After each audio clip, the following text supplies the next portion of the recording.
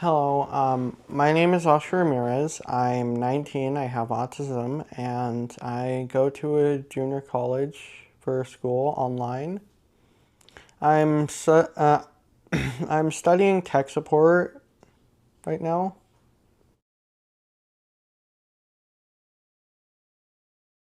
Yeah, it would have to be uh,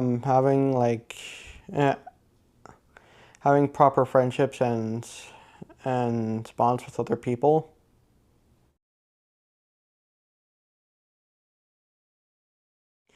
My favorite teacher was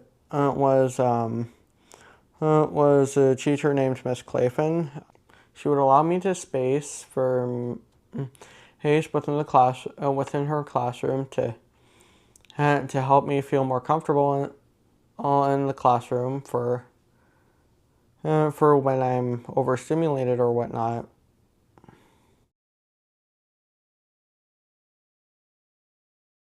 Well, something that kind of helps is when they is when they try to help me by getting on my level and trying to actually help me by for starting for starters helping me by letting and telling me reminding me to take a deep breath first and then try to calm myself down afterwards. When people give me space and I'm best I'm best able to and label my emotions when I'm given space and allowed to communicate with them through and through longer distance means like texting because of how I'm able to think about it more clearly.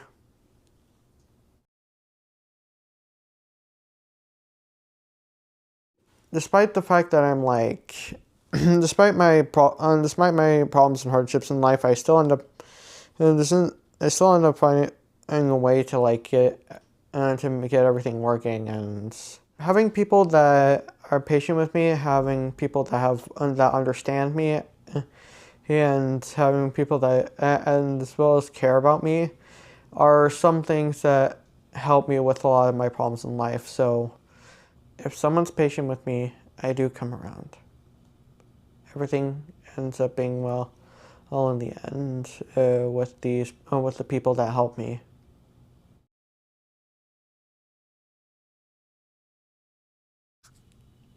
Hi, I'm Ashley, And I'm Oscar. and we're the parents of Oscar Ramirez. We greatly appreciate all of you taking the time to ask these pivotal questions, and we hope that these questions that we answer as parents and as a family will help you in your personal growth as an educator in the future. Okay, you ready? Ready as can be. All right. First question. As a parent, what is one advice for teachers? Gosh, there's so many. But I think one of the ones that comes to mind that's probably the most important will be the understanding that just because a child has his or her personal quirks, acts, behaves differently, stems. It doesn't necessarily mean that they are a bad seed in the classroom or that they are a nuisance or anything of that nature. I think being able to offer understanding, kindness, empathy is extremely important when you're working with special needs children. I think being able to carry a very open mind and open heart will go 10 times further with each individual child that you're working with. Okay. I think I would add on just knowing that the parent is that child's biggest advocate and approaching them from that point of view. They're not going into the IEP meetings or the parent teacher conferences, looking to, start a fight or push an agenda. They're really just trying their best to come back home that same day and say that I did the best that I could for my kid and I advocated for my kid the best that I could because this is their first go around too. So, yeah. I think that is an amazing response to that because I think you're right. I think as adults, as parents, we're in the trenches so heavily throughout their entire life that we often forget to say, "Hey, I know my child the best. I know him or her inside and out completely with how they behave, how they were going to interact, how they're going to react to certain situations." So, yeah, I agree. As parents, it would mean immensely to be able to be heard and just on that level, at least. Yeah. Okay. Next question. Next question. All right. What has been the most helpful thing or things that a teacher has done to help? Again, very numerous amounts of things, but I think Oscar touched base on one of them, which was Ms. Clayton being very, very inclusive with him, giving him space, understanding, working with him by giving him tools, and even being, in a sense, kind of a life coach at times. She would take trips and always bring him back certain things that he would like. Sometimes it was something as easy as sending a picture of, something Transformers related, because Oscar was and still is a very big Transformers fan, and Yeah. he would be a blessing when she'd be on a road and she would see a yellow and black Camaro, and she would want Oscar to see it because Oscar would always get excited about that. It's those little things I think that really mean the most. Now, from an educational standpoint, I know you probably have a lot to say on that. Well, I think that that's a good point. It's she knew his interests, and so she used things that he was interested in to be able to shape him both behaviorally and academically in the class. So the Transformers, she made. There was one year she had him for 3 years. There was one year she made Transformers trading cards, and they would have the acceptable behaviors that are in a classroom, and for the Decepticons, that their trading cards would have the unacceptable behaviors in the classroom. So what to do and what not to do. And so he could trade them in sort of like a token economy, and be able to earn to have some of the Transformers that he wanted, the cards, but he had to do some of the acceptable behaviors that were on those trading cards. But I also think about he had another teacher when he was in junior high, and this was very short lived when he had this teacher, and she was more like his homeroom teacher, if you will.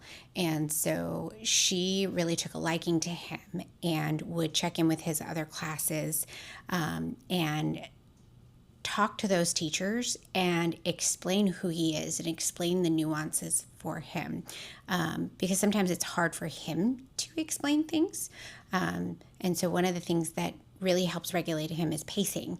And so she would go to each of the classrooms and say, "Hey, this is Oscar. This is who he is. He likes to pace. I recommend giving just a small little area in the back of the class."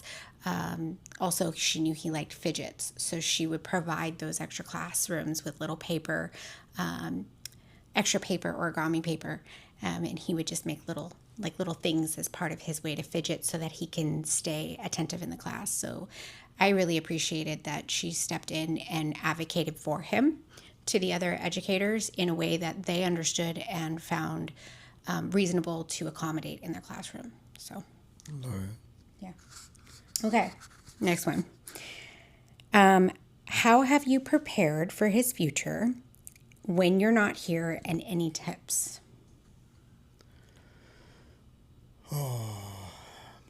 This is the unfortunate side as a parent of a child in general, let alone a child on the spectrum or with any kind of ailments. I don't think that I will ever feel like I am prepared. Yeah.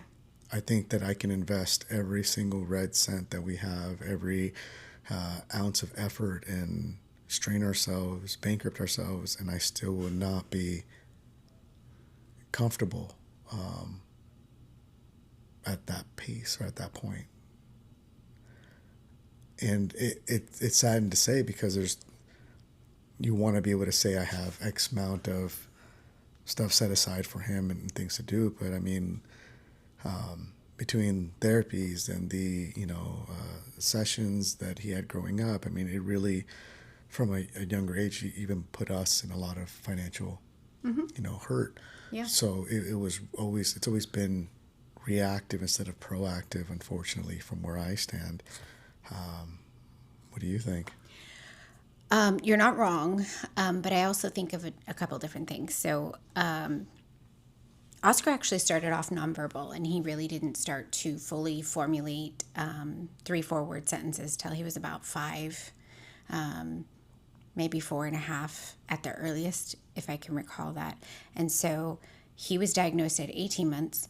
He had lost speech, lost signs that he learned, and so we knew something was up. And so I think that I've always been preparing ever since then, because my biggest worry was what is going to happen if something happens to us. Oscar has 2 younger siblings, and the middle sibling is not on the spectrum, and he has always stepped in and tried to be his protector. And Even though we've tried our hardest to not make him feel like it's his job to do. And which is one of my biggest advices too, is never rely wholeheartedly on the other siblings to take on a role that they shouldn't be taking on, because they too have their own things that they need to learn in life and go through in their own journey. But I bring that up to say that, like, it always allowed me a little, like, vision, if you will, or like to see where is the next step I need to work on with Oscar. And because his brother, although he was 18 months younger, was at times 18 months to 2 years ahead of him emotionally and educationally, and within his life skills. So I would then take that back and kind of sit back and say, okay, we need to start working on this next to make him more independent, and have more skills. So even if it's not like a financial preparedness, it's I know he's going to be okay because he's got XYZ put in place. I would say the other tip is know your state laws when it comes to disability rights, and as well as the resources out there. I know in California there's the regional center, and we're in Arizona now, and they do actually have a lot of adult transition programs and services that we became familiar with. And so as an educator, if you know those things, they're really awesome tools to share with your families. So preparedness for voc rehab, preparedness for the adult education services out there, as well as transitionatory services, teaching him transportation, teaching him to manage his money, things like that. The last one is, how did you or do you deal with tantrums in public? I think step one is being able to always be hypervigilant and observant of your child's well-being, wellness, and behaviors. Quite often, the child is going to exhibit signs of overstimulation, be it in a crowded area. Oscar struggles quite a bit within certain scenarios, so like concerts, baseball games, football games, things of that nature aren't really his thing. And although he's done really good over the years of being able to handle larger crowds, something of that magnitude would really make him feel uncomfortable. Heights, anything of that nature as well would trigger him in that essence. So, I mean, I think all in all is being aware. Number one is being aware and being observant of the body language that your child is giving off. And secondly is to, have that rapport with your child or with the child to a point where you can have conversations in public where they don't have to escalate. And that takes a lot of time, effort, and practice, so to speak, and sometimes even furthermore out of your control, which is where I'm sure Ashley can highlight. No, you brought up a good point, is being aware, right? Being aware of what are the triggers, being aware of like those precursor behaviors, right? Like, what does he tend to do before a full escalated tantrum happens? Because I think you do this best. You always have like a backup plan or an escape plan, or and I say escape plan, but like, if we're out camping, where you can go bring him, where he's kind of more grounded and you're able to level set with him and bring him down, for example, right? So you have like your contingency area or way to kind of redirect him. And I say that because you've taken him out a lot more in the more recent days with him, because he doesn't really have full-blown tantrums like that, so to speak, as much. When when he was younger, I think the hard part was following through and not being embarrassed to follow through, and feeling empowered to know that if somebody's staring at you while your kid's having a tantrum, that's okay, because it's more important to follow through with them in that moment than to give in and to continue to build and allow those tantrums to keep happening. And I learned that early on, to not be ashamed or embarrassed that my kid is different. And so what if he's, crying in the middle of a store, right? Or he ran off and I can't find him for a few seconds. Like, that doesn't make me a bad parent. What makes me a better parent is that I followed through in those moments, and I didn't just stop going to the store and stop taking him and stop, allowing him access to the public because I was afraid something was going to happen. And I would say that's that's where it starts, right? So, do you have anything else you want to add as a parent, now adult, of somebody on the spectrum?